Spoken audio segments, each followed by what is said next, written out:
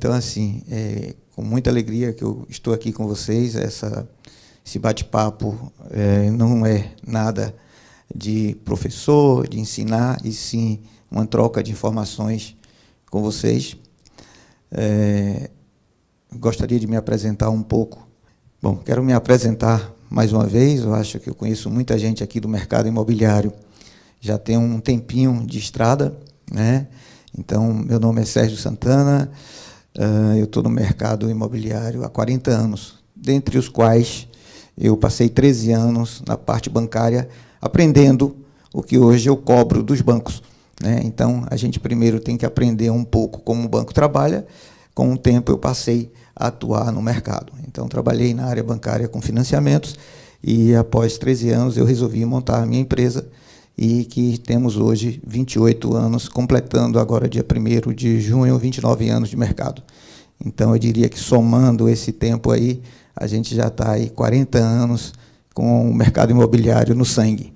E, quando eu era no banco, quando saí, eu dizia: algumas pessoas que trabalham com o mercado imobiliário acabam trazendo eternamente esse vínculo. É muito difícil deixar o mercado imobiliário. É um mercado muito bom de trabalhar, o mercado financeiro, o mercado imobiliário, como a Luciana disse, são realizados sonhos de construção. E eu diria também que, quando a gente realiza um financiamento lá no escritório, a gente também pensa na mesma coisa. A gente ajudou a realizar aquele sonho do cliente. Eu acho assim, soma muito a parte de construção, a parte imobiliária e a nossa atividade, que é exatamente propiciar que o cliente, durante todo sua intenção, acabe conseguindo realmente achar o bom produto e conseguir uma boa condição para que ele siga com as suas parcelas, que a gente vai ver já já, não são parcelas altas, são parcelas boas, que cabem dentro do bolso. Voltando aqui, quando Luciana me perguntou ontem rapidamente, me mandou um torpedo, né? Antigamente eu chamava de torpedo, agora é WhatsApp, é message. Ela me perguntou: Sérgio, o que é ser pleno? Em 2 segundos eu respondi para ela, na minha cabeça, único. Eu conhecia o empreendimento muito pouco, mas entendo que, nesse momento, o mercado aqui da área imobiliária, o mercado que nós temos aqui da Bahia, tem um empreendimento para ser entregue ainda esse ano, com excelente qualidade, um excelente produto, e que eu não pude chamar mais nada do que único. Eu entendo que vocês estão aí nas mãos um excelente produto para comercialização. Mas esse marketing é de Luciana, não é para mim. Deixa eu passar um pouquinho aqui mais. Voltando à minha apresentação, né, já acabei falando basicamente o que está escrito nesse tempo todo, nesse trabalho que nós tivemos aí de mercado. Tem aqui inúmeras pessoas aqui nessa sala que a gente vem atuando durante muito tempo junto ao mercado aqui da Bahia. Gente, eu vou falando, mas a qualquer momento vocês podem me interromper, tá? Vamos falar da parceria da Segura, né? A PIS, nesse tempo todo, sempre vem buscando se aproximar e cada vez mais ficar junto às construtoras.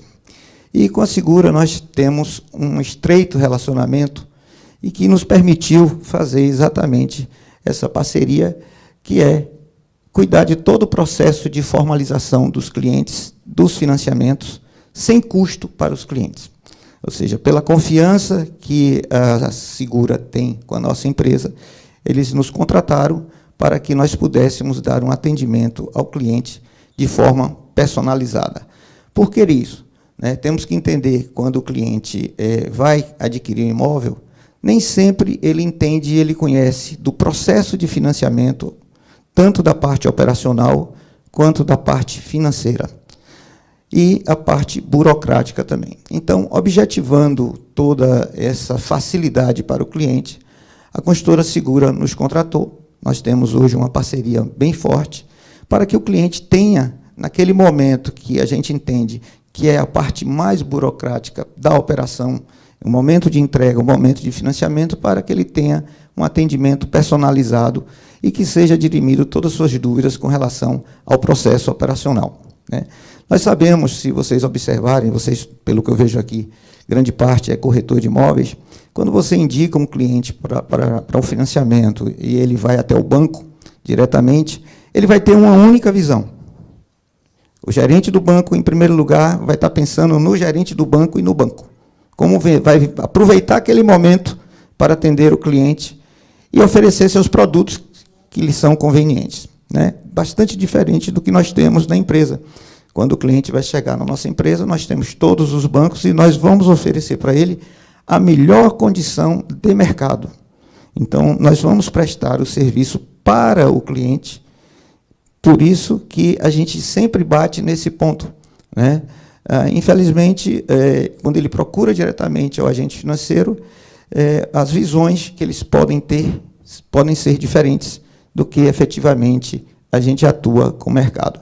E isso também, às vezes, pode atrapalhar um pouco a comercialização de vocês. O nosso objetivo sempre lá não foi de fazer somente o financiamento, foi também de unir e ajudar na comercialização de imóveis.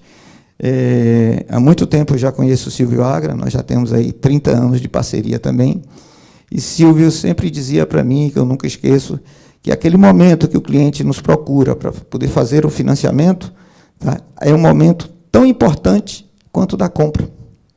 É um momento que ele vai adquirir o imóvel, mas naquele momento ele concretiza efetivamente. Então, para que a gente não tenha possíveis riscos da palavra que não gostamos, chamada de extrato, a Segura, mais uma vez, nos contratou e deixa disponível para o mercado e para vocês toda a nossa assessoria para que esse processo, que teoricamente seria burocrático, seja facilitado.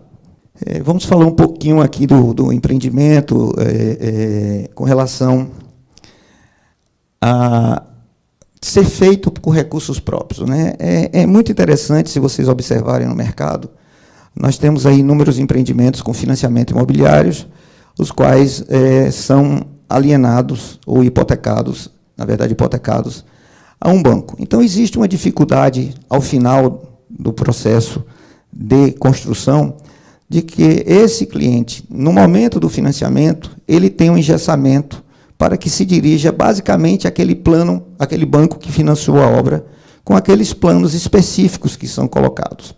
Então, em primeiro lugar, nós temos esse empreendimento que eu chamei de pleno único.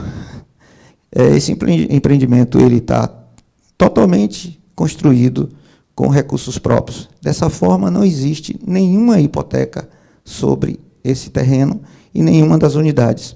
Logicamente, o cliente pode optar por qualquer banco que ele queira financiar e o processo será de forma mais ágil.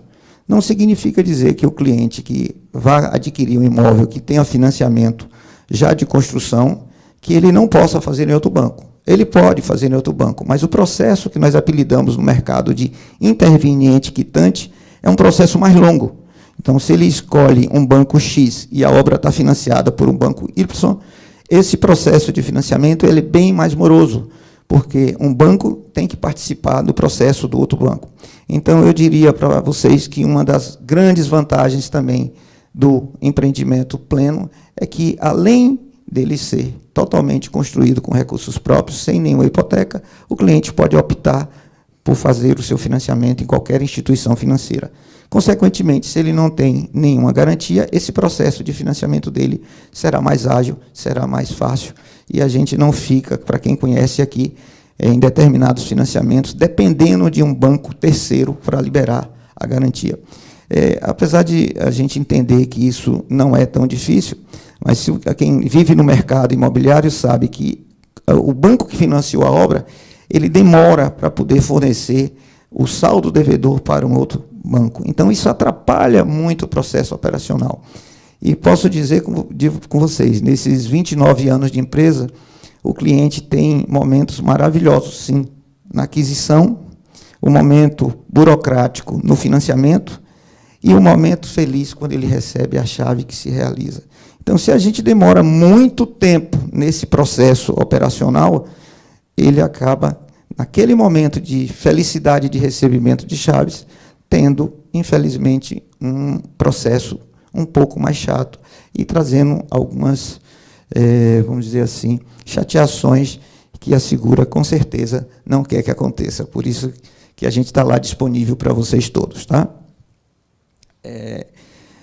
Voltando também a falar aqui sobre a importância de financiamento, se a gente observar, 60% dos nossos imóveis são, vamos dizer, adquiridos ou vendidos com financiamento imobiliário. Então, imagine, de cada 100 imóveis, 60 são financiados. É uma preocupação muito grande da gente ter no mercado sempre financiamento imobiliário, exatamente porque o que move a área de construção civil nessa comercialização é o financiamento. Se a gente pensar entre investidores e quem pode pagar à vista, que são 40%, nós já estamos tirando aí uma gama significativa para que a gente possa comercializar. Isso, o mundo todo, você tem um padrão de financiamento alto com relação às aquisições, né? É interessante, com relação a esses 60%, que dos imóveis comercializados, vamos dizer assim, por agentes financeiros, nós temos 52% aproximadamente do ano de 2022 financiados pela Caixa e 48% por outras instituições financeiras, consórcios, etc. Então, mais uma vez, a gente tem a Caixa Econômica Federal com a maior fatia do mercado e esperamos que esse ano de 2023 a gente continue também com a Caixa com recursos. Tivemos problema no final do ano, a Caixa estava sem dotação orçamentária, a gente ficou um momento procurando recurso. Eu acredito, eu tive reunião sexta-feira passada na Caixa, que isso seja bem mais fácil agora para 2023. Vamos falar um pouquinho de taxa de juros no mercado. Por incrível que pareça, a gente tem hoje uma Selic de 13,75%. Acho que a reunião do Banco Central para a nova ajuste da Selic, né, a reunião do Copom, se eu não me engano, estava para hoje, amanhã, acabei não olhando, mas nós estamos trabalhando com a Selic de 13,75% ao ano. E os bancos atuam com taxas de juros ainda hoje de 8,95% a 10,89% ao ano, isso é taxa efetiva, mais correção monetária de TR. E aí vocês podem perguntar, quem trabalha com 8,95%, quem trabalha com 10,89%? Por que eu fiz essa separação? Né? A Caixa Econômica Federal, ainda como detentora desse mercado, ela consegue atuar, dentre outras condições, com uma das menores taxas do mercado. Né? Nesse momento, ela está com 8,95% de taxa efetiva. Essa taxa, realmente, eu não sei por quanto tempo mas vai ficar, mas é uma taxa totalmente baixa com relação ao que a gente tem de Selic de 13,75%. Não esquecer que essa taxa de juros ela vem seguida de uma correção monetária, que é a TR, que é a taxa referencial, que já já a gente fala um pouquinho sobre ela. E por que vai até 10,89%? Os bancos hoje eles estão trabalhando, os bancos privados, com o score e com a pontuação de crédito do cliente.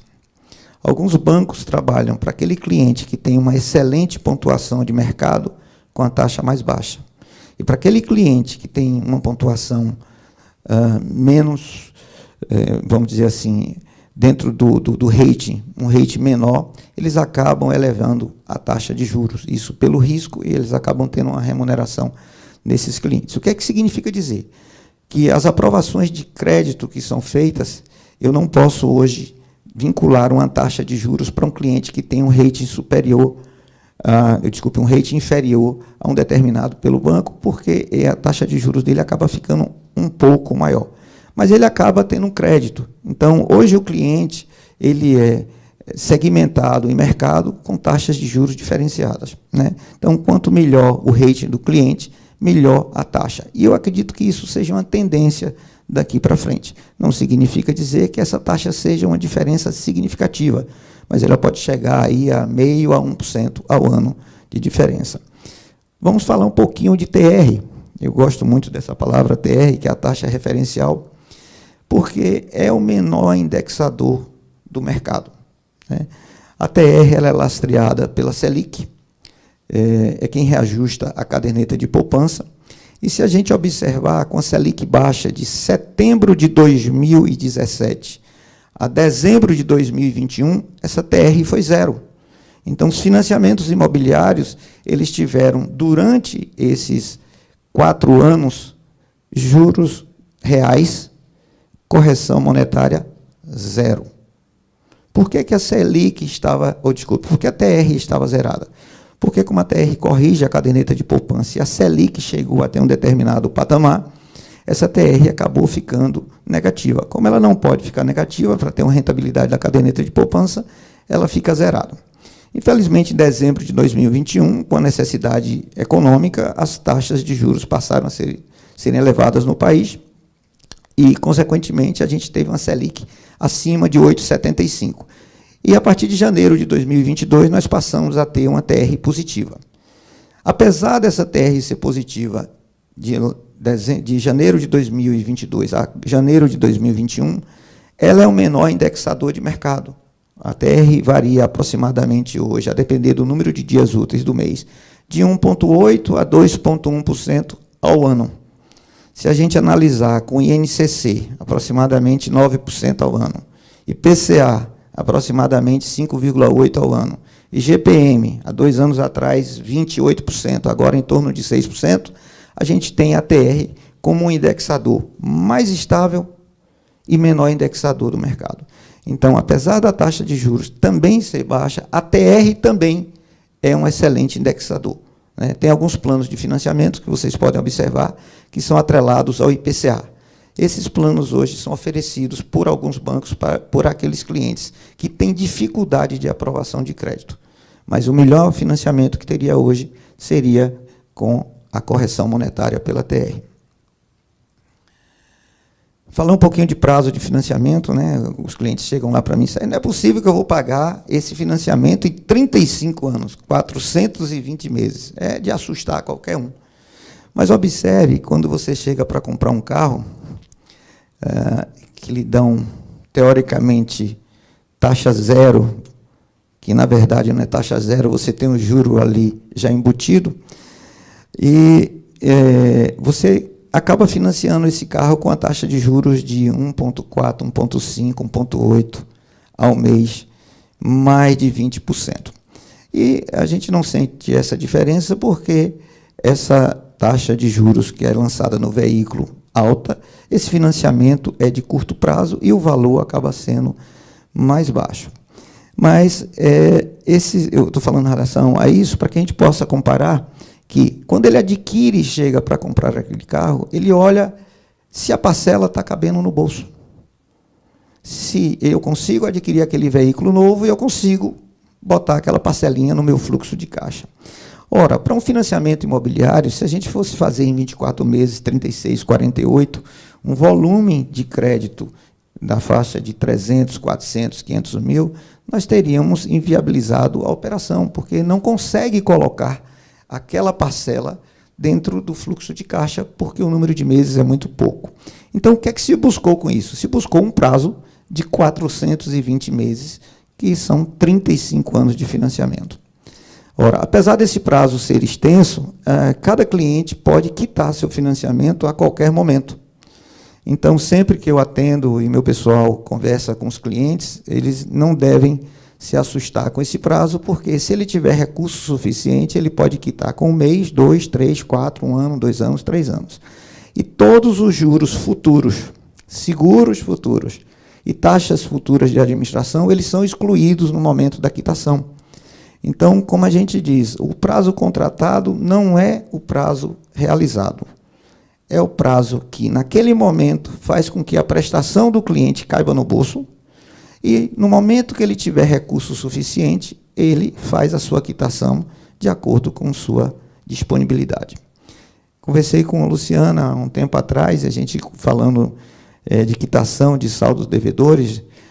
Alguns clientes que venham adquirir imóveis, eles costumam ter o primeiro imóvel, esse não é de aquisição, não é o caso do pleno, que provavelmente pode ser o primeiro, ou passando para seus filhos, os pais adquirindo, mas eles geralmente adquirem o imóvel de forma crescente, primeiro quarto, 2 quartos, 3 quartos. Então, quando ele vai para o segundo quarto, ou para o terceiro de aquisição, ele pode ter um imóvel anterior.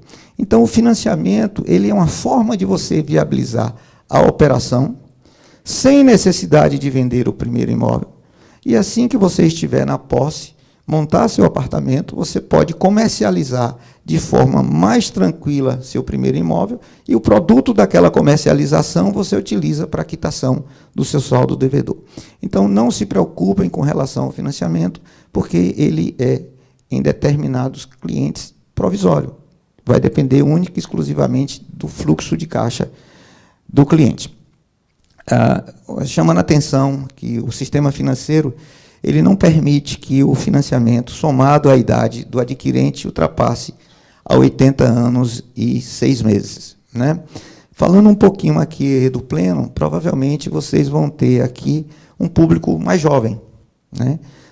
Eu acredito que a gente tem aqui no Pleno alguns investidores e, como eu conversei com a Luciana também e com o Silvio, eu entendo que esse empreendimento, por ser único, não é único, tá, Luciana, mas é pleno.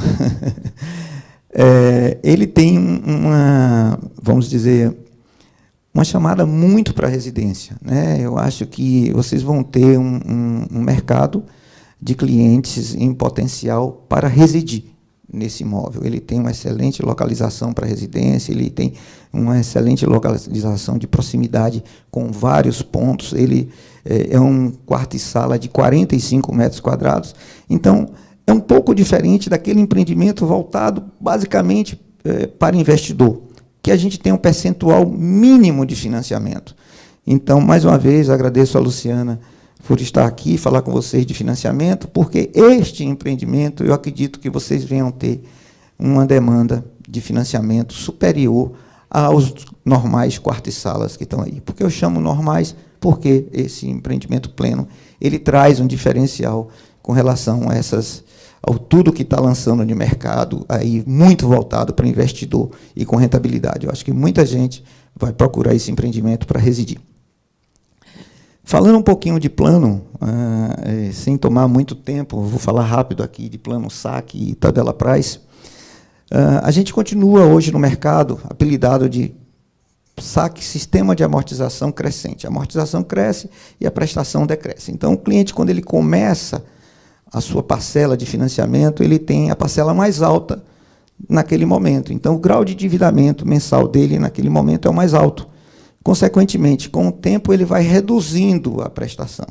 Logicamente, se ele vai reduzindo essa prestação, ele vai tendo um melhor fluxo de caixa, exceto se ele perder emprego e etc. Mas dentro da normalidade, além da desvalorização da nossa moeda, com a redução da parcela, ele vai tendo uma melhora de fluxo de caixa. Consequentemente, essa prestação, com o tempo, ela vai se tornando, dentro do mercado financeiro, bem menor do que novos financiamentos para frente. A tabela Price ela é mais estável. Né?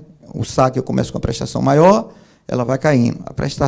A tabela Price ela é instável, mas ela, com a correção da TR, ela tende a subir um pouco. Qual a diferença básica? Porque nós temos os dois planos. Né? O tabela Price, a prestação ela acaba ficando menor no momento e maior no final. Então, tem determinados clientes que, no momento da concessão, eles precisam efetivamente pagar uma prestação menor. A prestação não cabe no bolso hoje de R$3.000, mas cabe de R$2.200. Então, ele pode fazer uma opção pela Price, sabendo que, ao longo do processo, ele deve pagar mais juros do que o Price. Mas, momentaneamente, é aquela prestação que cabe no bolso. Eu falei alguma coisa aqui, não vou falar alguma coisa aqui com relação a algumas situações especiais que a Caixa Econômica tem, que é um plano chamado Procotista. Esse Procotista são recursos oriundos do Fundo de Garantia e, provavelmente, nós devemos ter clientes que venham adquirir e que possam se enquadrar nesse tipo de financiamento, que hoje tem uma taxa de 7,93% ao ano de taxa efetiva mais TR. Então, observe, nós temos clientes que possuem fundo de garantia e podem fazer o financiamento na Caixa com essa taxa de 7,93. A gente só precisa ter cuidado, porque, como esse recurso é muito barato, durante o ano, o governo faz uma dotação orçamentária para que seja aplicado no mercado. Então, quando chega dezembro, novembro, a gente já fica sem esse recurso. Fiquei feliz com a entrega do empreendimento em setembro, provavelmente a gente ainda deve ter esse recurso daqui para lá, então qualquer cliente que venha adquirir, a gente pode tentar enquadrar nesse plano. E quem são os clientes enquadráveis nesses planos, né, nessa taxa de juros da Caixa? São aqueles clientes que não possuem imóveis e que têm FGTS. Tá? Ele tendo 3 anos de optante pelo regime no fundo de garantia, ou seja, tem 3 anos que ele já recolhe, e não tendo outro imóvel e morando em Salvador ou nos municípios limítrofes, ele pode optar por essa taxa. Ora, e por que essa taxa é somente na Caixa? Porque são recursos oriundos do fundo de garantia, e os outros bancos não têm interesse em fazer essas operações. Os recursos dos bancos privados, eles são oriundos da caderneta de poupança. Então, a gente tem taxa de mercado, que eu falei anteriormente, de 8,95 a 10,89, de uma maneira geral para todos os clientes, e para alguns clientes em específico, nós temos uma taxa de 7,93. Né? É importante a gente falar aqui com relação a essa taxa, porque em alguns clientes assalariados com fundo de garantia, essa parcela com essa taxa acaba enquadrando muito bem. Por exemplo, se ele vai financiar 200 mil no sistema normal, ele vai pagar uma prestação de 2.100. Se ele faz no Procotista, ele vai pagar uma prestação em torno de R$ 1.800. E nessa faixa de renda, nessa faixa de financiamento, R$ 300 de diferença para esse financiamento de 200 mil é significativo, tanto para o pagamento quanto para o enquadramento da renda. Né? Aqui é o terror nosso, né? Diria que é o terror da venda, um dos, né? Mas esse daí é o que a gente fica mais preocupado, que é a comprovação de renda e a documentação que os bancos pedem. Como eu falei para vocês, nesses 40 anos de crédito imobiliário, no passado, a gente tinha que botar a pasta embaixo do braço e ir para o banco para aprovar o crédito. Montavam uma quantidade enorme de documentos e era um terror. E hoje a gente tem uma documentação aqui com pouquíssimos documentos. Né? Basta a documentação pessoal, identidade CPF, certidão de casamento, comprovante de residência, ou imposto de renda ou contra-cheque, e para os autônomos também a movimentação bancária. O que é que está acontecendo muito hoje? Está acontecendo muito com relação à aprovação de renda. Os bancos já possuem hoje, dentro dos seus sistemas, uma pontuação de cada um de nós. Com o CPF, você entra lá, já sabe que o rate desse cliente é abaixo de 500, que esse rate desse cliente está num patamar que o banco X chama de BA2, que o banco Y chama de cliente top. Então, por mais que essa documentação seja pouca, hoje, o cadastro do cliente atualizado dentro de um banco é muito mais fácil de aprovação. Então, numa comercialização imobiliária, a primeira coisa que a gente tenta fazer com o cliente é verificar qual banco que ele tem conta. Nesse banco que ele tem conta, a gente vai verificar como está o cadastro dele. Por que essa facilidade da gente tentar usar o banco que ele possui? Existe hoje no sistema bancário o que nós chamamos de aprovação automática. Quando a gente entra com o CPF do cliente, com a renda informada, se o cadastro do banco que ele tem já está atualizado, que sua renda é confirmada, o crédito dele pode ser aprovado em 5 minutos, 10 minutos, em um dia, e aprovado de maneira automática. Então, é um ponto muito importante ele ter o cadastro atualizado dentro do agente financeiro. Como assim, Sérgio? Por que atualizado? Às vezes o cliente não tem uma renda comprovada, mas ele tem a sua movimentação e aquele gerente que mensalmente sabe que ele deposita na conta 10, 15, 20 mil reais. Ele atualizando esse cadastro dentro da instituição financeira, estou falando fora caixa, estou falando isso aí mais banco privado, o cadastro dele na instituição financeira já está com aquela renda comprovada. Logicamente, se a gente entra com pedido de crédito automático e dentro do banco ele já está com essa renda, o sistema aprova sem precisar ele apresentar até documentação de renda. É uma coisa muito interessante que a gente busca fazer com esses clientes antes de lançar o crédito. Falei sobre o score, né, que os clientes hoje são medidos basicamente por ter sido um bom pagador, né? Hoje o cliente que tem um score baixo, a gente, mesmo que tenha uma renda alta, a gente tem uma dificuldade de aprovação, e o cliente com endividamento também, né? Infelizmente, na hora do financiamento, o cliente pode ter adquirido vários armários com parcelas altas e está pagando esse financiamento desses armários, e esse endividamento acaba influenciando na tomada de crédito. Então, a gente sempre diz para o cliente, vamos fazer primeiro o seu financiamento, e, em seguida, você pode adquirir todos os seus bens através de financiamento e pode se endividar. Mas, até sair o financiamento, pelo amor de Deus, não tome dinheiro emprestado, né? Falando um pouco aqui sobre o comprometimento, hoje, como Luciana falou, a gente falou sobre um público-alvo aí do pleno em torno de R$12.000, pensando com relação ao preço de venda, com a parcela de financiamento em torno de R$350.000. Com essa parcela de financiamento de R$350.000, a gente tem uma prestação em torno de R$3.580 para um cliente na faixa etária de 40 anos. Por que, Sérgio, você diz faixa etária de 40 anos? Porque se o cliente tem 60 anos, o prazo de financiamento dele não pode ser 35 anos, só pode ser 20. E o seguro habitacional dele é 2, 3, 4 vezes maior do que quem tem uma idade mais nova. Então, quanto mais cedo esse cliente adquirir o imóvel com financiamento, mais barato é sua parcela, menor é seu pagamento mensal em função do seguro, que é obrigatório de morte ou invalidez permanente. Então, voltando aqui para os 12.000, por que a gente entende que é esse público? Se a gente for financiar para esse cliente R$350.000, para que ele consiga uma aprovação de crédito com a prestação de R$3.500, a renda do casal fica em torno de 12.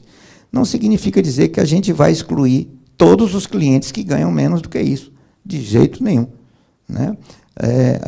Conversando também com Luciana, eu disse, olha, esse produto que vocês têm, como primeira moradia, como recém-casados e assim por diante, existem alguns aportes de recursos de Bolsa Papai, Bolsa Mamãe, Bolsa Vovô, né, alguns presentes, e às vezes os clientes que são jovens, apesar de não ter essa renda, pode ter uma renda de casal de 10.000, de 9.000, mas eles têm um recurso de poupança de entrada maior.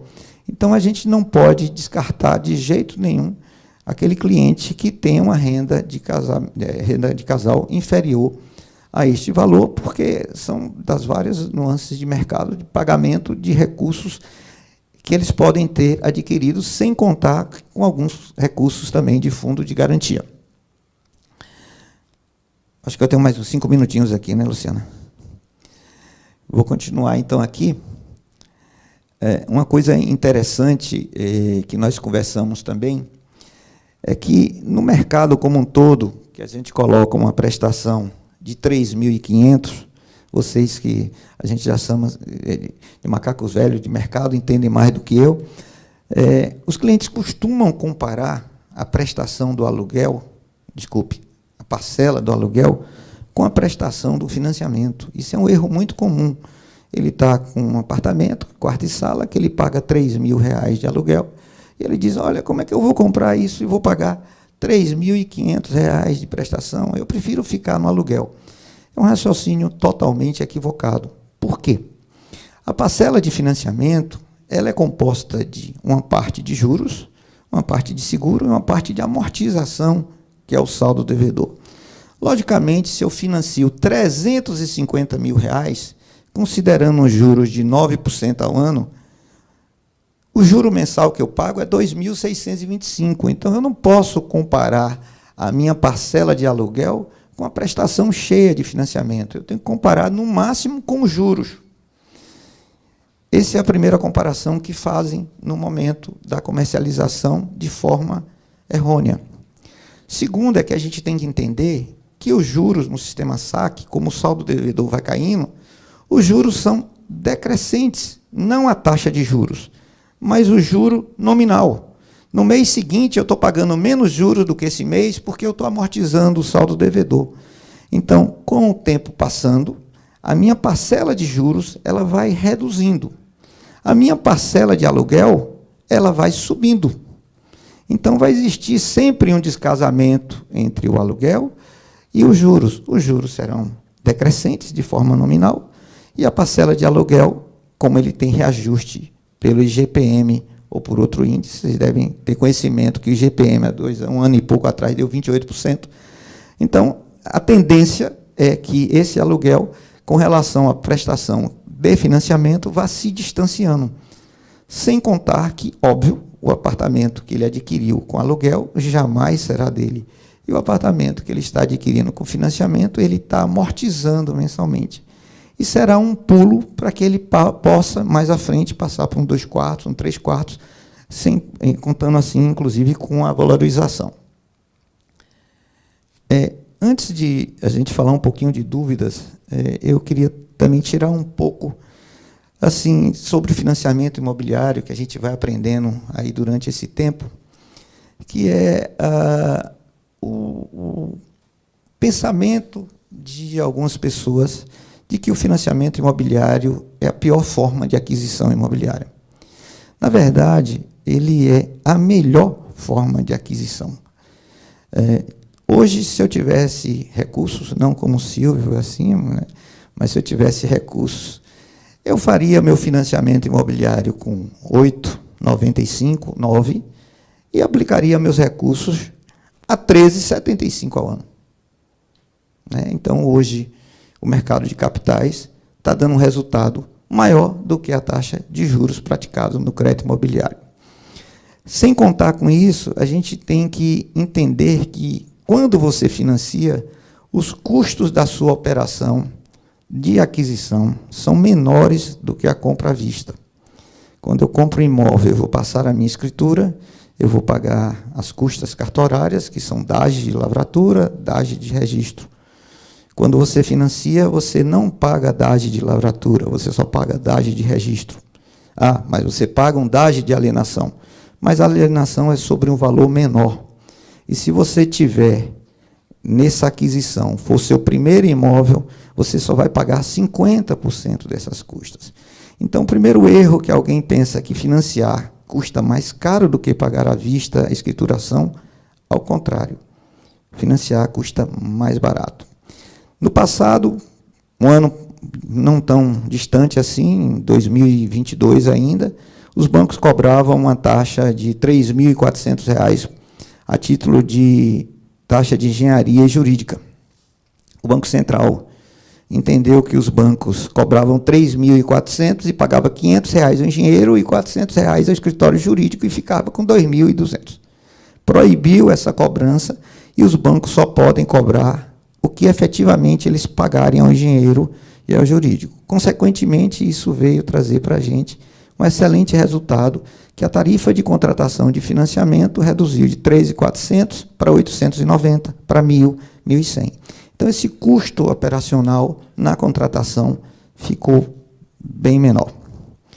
Seguindo ainda com relação a financiamento, conversei com Luciana e com Silvio, a gente falou sobre investimentos um pouco, e por que é muito interessante você adquirir com financiamento e por que você tem uma rentabilidade bem maior nessa operação? Observe como exemplo o Pleno. Vamos supor, eu estou pensando até em comprar um, viu, Luciana? Se eu conseguir aprovar meu financiamento, pode ser que eu vá lá hoje. Aristides, Aristides, tudo bem.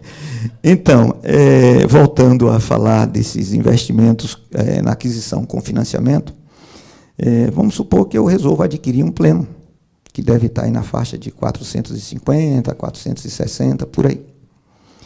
Eu tomo emprestado a Silvio Agra R$100.000, pago minha poupança à vista de 100 mil e financio R$350.000. Recebo o Pleno em setembro e o ano que vem, com toda a nossa correção monetária, com todo o nosso crescimento imobiliário, o Pleno vai estar sendo vendido por R$550 50 mil reais. Logicamente, né? Ah, não é possível? Sim, por que não? Subir 10% ao ano, subir 15% ao ano de um empreendimento novo, que não seja 550, mas que seja 500 mil reais. Então, observe, eu comprei por 450, dei 100, financei 350. E resolvo vender o ano que vem por 500 mil reais. A diferença básica disso é que eu aumentei de 100 para 150 mil recursos, porque eu recebi 150, e eu só investi 100 mil reais. Então, a valorização imobiliária deste empreendimento fez com que eu estivesse um retorno financeiro fantástico. Eu apliquei 100 mil e daqui a um ano eu retirei 150. Tá? Então, o financiamento, mas o financiamento eu paguei as parcelas, mas você pagou dividido em 420 meses, com taxa de juros de 8%, 9%. Então, para imóveis novos, ainda, apesar de usados também, eu considero uma boa aquisição com financiamento, mas para imóveis novos, você serve até como investir e ganhar dinheiro. Tá? Nesse longo desses 40 anos que eu estou no mercado, eu vivo o dia inteiro com isso, e eu diria que pouquíssimos clientes, salvo com problemas financeiros ocorridos por ele, por desemprego, por algum problema qualquer, todos tiveram resultados financeiros na aquisição imobiliária com financiamento. Todos. Né? Vamos entender primeiro o que é carta de crédito, né? Se é que eu estou entendendo. A carta de crédito, na verdade, ele vai no banco, propõe ao banco que faça um empréstimo para ele naquele valor, e o banco concede para ele tipo um cheque especial. Você tem aqui um limite de crédito de 500 mil reais para que você utilize no prazo de 30 dias, 60 ou 90. Isso que a gente apelida de carta de crédito. Você tem outro no mercado, que pode ser que você tenha perguntado sobre isso, que ele tem uma carta de crédito de consórcio. Ele foi contemplado, ele entrou no consórcio, ele foi contemplado, e ele tem disponível na mão um consórcio contemplado chamado de carta de crédito. Eu não posso utilizar a carta de crédito de consórcio e financiar também, porque quando você financia, aquele imóvel serve de garantia para o agente financeiro. Então, eu não posso fazer duas garantias de alienação fiduciária para o mesmo imóvel. Ou ele financia, ou ele faz o consórcio. Né? A diferença do cliente quando ele tem o consórcio e a diferença do cliente quando ele tem a carta de crédito bancária é que o consórcio é um processo de financiamento ainda muito lento. Algumas construtoras não aceitam porque o consórcio ele é muito burocrático. Né? Então, ele demora demais, mas se o cliente assim o quiser adquirir, sabendo que com aquela demora ele vai pagar os juros proporcionais ao tempo, ele continua tendo o crédito aprovado do consórcio, mas eu não posso utilizar os dois. Já a carta de crédito bancário, ele tem um financiamento bem mais rápido. Não sei se era isso que você queria saber. É isso? Deixa eu só lembrar que a Segura não aceita consórcio. Sim, estou falando de uma maneira geral. É uma modalidade de financiamento que a gente admite. Tá? Bom dia, Sérgio. Bom dia. Eu sempre tive uma dúvida se o cliente ele optar pela questão do saque e chegar em determinado período do contrato, ele queira mudar para o sistema Price.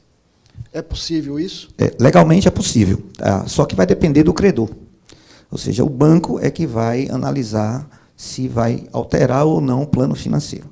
Na verdade, quando ele contrata na origem, ele contratou por todo o prazo. Em determinado momento, ele pode pedir o que nós tivemos no ano de 2019, 20, 21, uma coisa chamada portabilidade. E o que é essa portabilidade?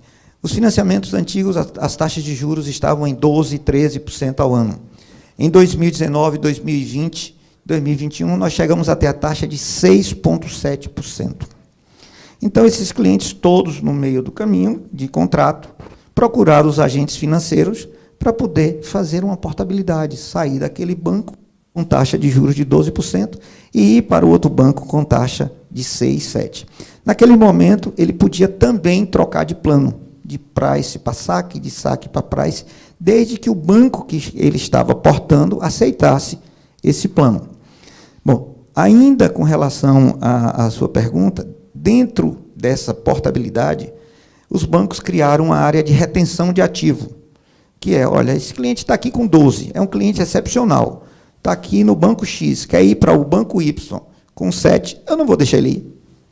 Eu vou negociar internamente essa taxa de juros dele e vou fazer com que ele permaneça aqui na minha instituição. Então, muita gente, sem portar o contrato, teve redução de taxas de juros durante os anos, principalmente de 21 e 22, que as taxas estavam baixas. Nós tivemos Selic de 2% ao ano.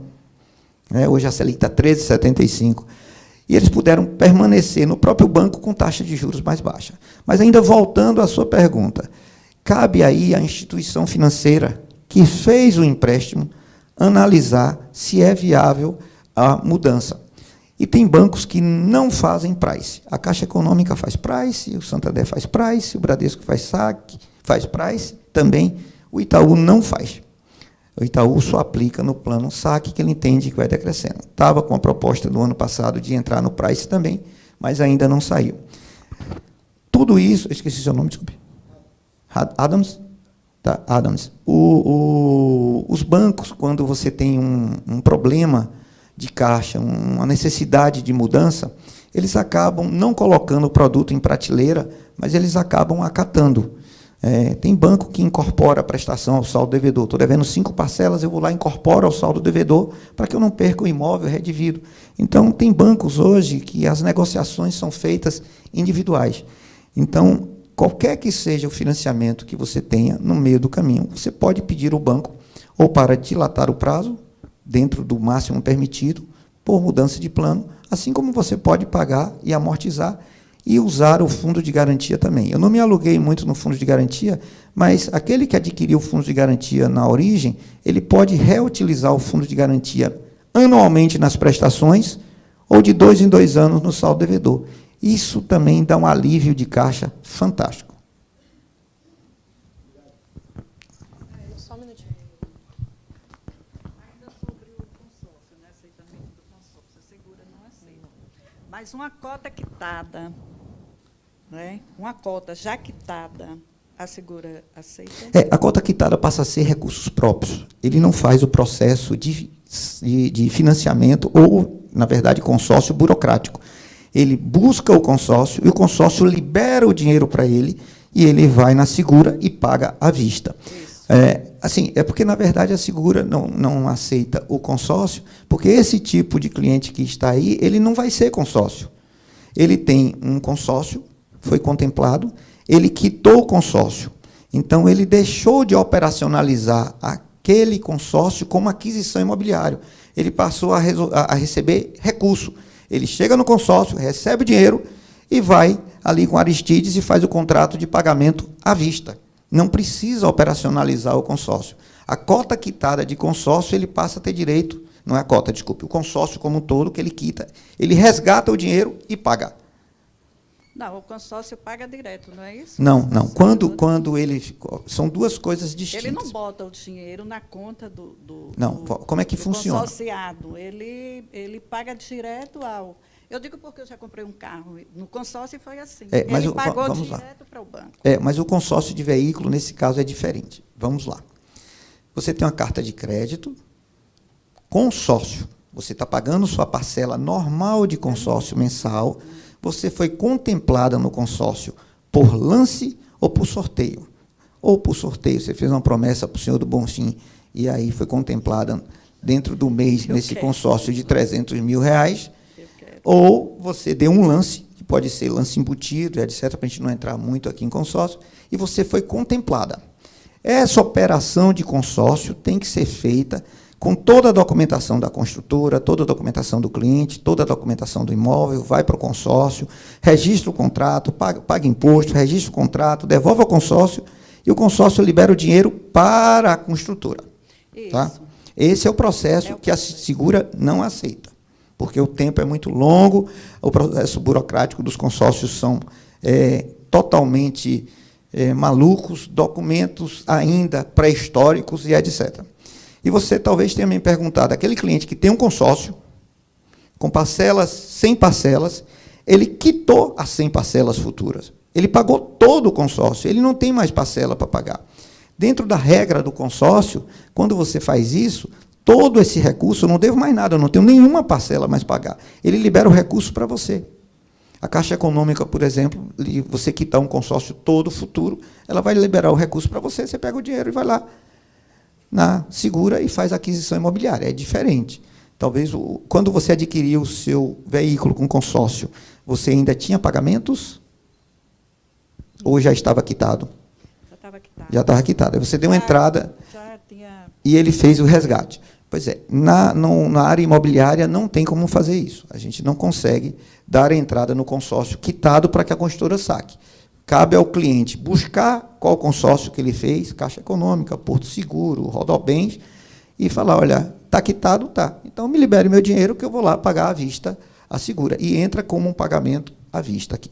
Eu vou dizer porque consórcio, como o Léo falou, acaba trazendo contra a gente, contra a construtora, e a culpa é do gerente. Primeiro que o gerente ganha uma comissão na venda do consórcio, a maior comissão que tem no mercado. Né? E tem meta, né? Pois é, e tem meta. Você chega na cena com o gerente do banco, ele te dá um cartão de crédito, um seguro, uma previdência e quer lhe vender um consórcio, obrigatoriamente. Senão a cabeça dele está em jogo.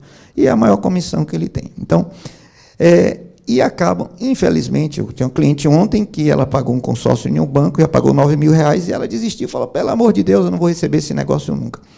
Não estou dizendo que é um bom ou um péssimo negócio, mas acontece isso, Léo. Ele chega na frente do gerente, o gerente vende um consórcio, dizendo que ele vai ser contemplado daqui a um mês, que o grupo é maravilhoso, que o lance que ele vai dar, ele vai ser contemplado, ele paga, vai embora, e aí fica 1, 2, 3, 4, 5, 7, 8, 9, 10, e cria um problema. Por quê? Ele recebe seu imóvel agora, em setembro, fez o consórcio, está pagando a parcela, chega em setembro, mesmo que vocês aceitassem, ele não tinha sido contemplado.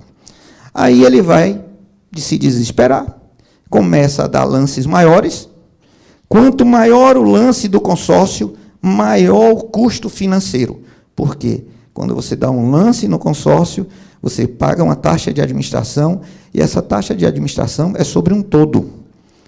Não se engane, se eu faço um financiamento, um consórcio de 1 milhão, e eu utilizo uma carta de consórcio de 500 mil e dou um lance embutido, ou eu dou 500 mil, eu não estou pagando a taxa de administração só sobre os 500. Eu paguei um tempo a taxa de administração sobre 1 milhão, e vou pagar ainda por quase todo o tempo sobre 1 milhão. A prestação cai, mas a taxa de administração dos bancos é maravilhosa, ela não cai. Então, quanto maior o lance, mais o prejuízo do consórcio. Voltando, Léo, é verdade. Então, eles querem empurrar o consórcio, e aí ele chega em julho, agosto, não consegue pagar. Vai fazer um financiamento, vai ter 2 prestações, a do consórcio e a do financiamento. Ele vai acabar desistindo do consórcio e esperar o término do consórcio para buscar esse dinheiro de volta, porque ele não casou o momento da entrega de chaves com o momento da contemplação. Então, é um dos riscos. Quando você faz o consórcio de veículo, você está pensando em trocar de carro, mas, no dia que você for contemplado, tem a Volks, a Chevrolet, a Jeep, para os mais ricos, as BMWs, e etc. Todos os carros estão disponíveis. Mas para o mercado imobiliário, que eu tenho uma data de pagamento de parcela, é muito arriscado.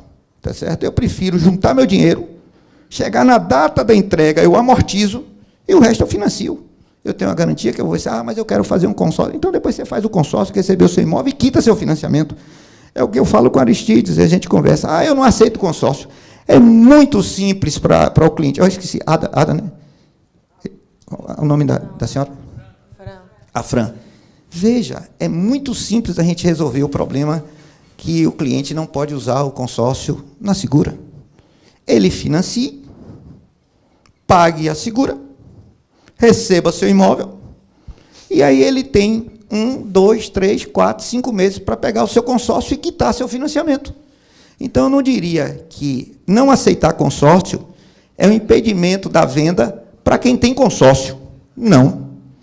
Se eu tenho um consórcio e eu quero comprar esse imóvel, que é um pleno único, eu posso fazê-lo com financiamento.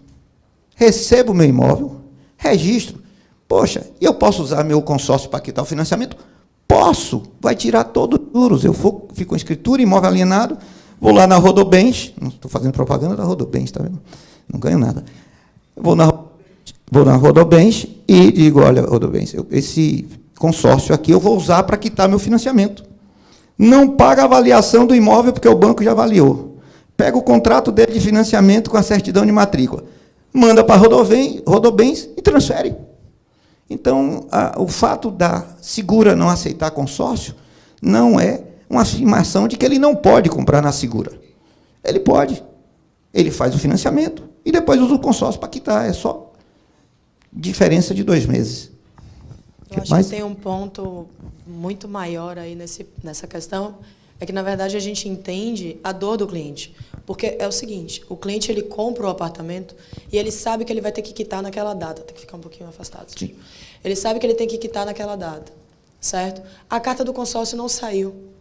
Aquilo vai corrigir, tá? Então, assim, vai corrigindo mês a mês e o cliente vai ficando preocupado, angustiado e com razão, tá? E a gente não vai parar de corrigir, certo? Então, assim, nós temos um mago que liberou um financiamento em 15 dias, deixou a gente doido. Mas ele liberou um financiamento em 15 dias. O consórcio não sai em 15 dias. Né? E fica lá corrigindo a parcela do cliente. E esse ônus é dele. E o banco não está nem aí, porque o gerente ele quer vender, bater a meta dele. E o gerente está na função dele. Ninguém está aqui julgando o papel do gerente. Só que a gente entende que o cliente ele tem a angústia, tá? Porque ele tem aquela urgência de pagar, porque aquele valor está lá, cada vez aumentando. Né? Não são juros, é correção. E isso é muito sério, porque ele já sabe que ele vem com um valor acumulado ali, e ele tem as outras custas que ele sabe que ele vai ter mais adiante. Então, assim, toda a reserva que ele preparou, ele vai ver por água abaixo. Né? Então, assim, é um respeito que a gente tem pelo cliente. Tá? Inclusive, é uma coisa que a gente frisa muito na hora de assinatura de contrato. Né? Essa tabela vai ser corrigida. E, finalizando aqui, eu quero agradecer, Sérgio, assim como você, pela parceria. Por quê? Porque é uma pessoa que entende o cliente, que senta com um caso a caso, não trata o cliente como um número qualquer. Cada caso é um caso e eu sei que ele bota na mesa dele para analisar, tá? Então, assim, esse é o atendimento que a gente prima, é a qualidade que a gente espera e que a gente oferece. E nada mais coerente do que fechar uma parceria com uma pessoa que vai oferecer isso para o nosso cliente. Tá? Luciana, muito obrigado. Obrigado a vocês. Desculpe aí pelo menos quase 1 hora. Eu falei que a gente teria 30 minutos aqui. Ele me disse que precisaria de 30 minutos. Muito obrigado a vocês. Estou à disposição lá no escritório. Eu acabei não botando o meu telefone, mas a gente vai tomar café. E o pessoal vai receber depois. Vai receber. Então, muito obrigado a todos vocês e continuo à disposição aqui. Eu convido vocês para o intervalo, um coffee break ali rapidinho.